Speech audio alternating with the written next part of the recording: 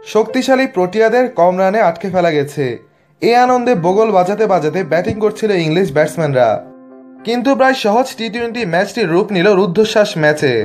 শেষ পর্যন্ত 3 রানে হেরে গেল স্বাগতিক ইংল্যান্ড।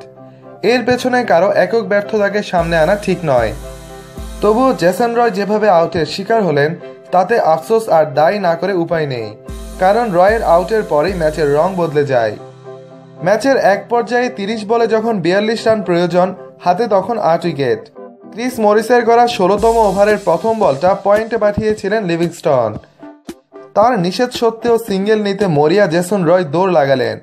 তবে যখন বুঝতে পারলেন রান নেওয়া সম্ভব নয়, তখন ঘুরে ক্রিজ মারিয়ে অন্য প্রান্তে ফেরার চেষ্টা করলেন।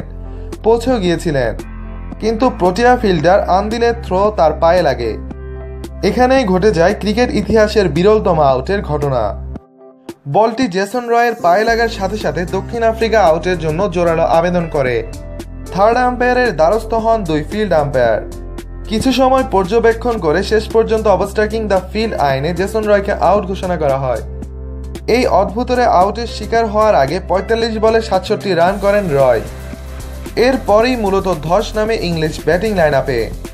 আর আন্তর্জাতিক টি-20 ক্রিকেটের প্রথম ব্যাটসম্যান হিসাবে ওভারস্টেকিং দ্য ফিল্ড আউটের শিকার হলেন রয়। যদিও ওয়ানডেতে 6 বার এমন আউটের ঘটনা ঘটেছে।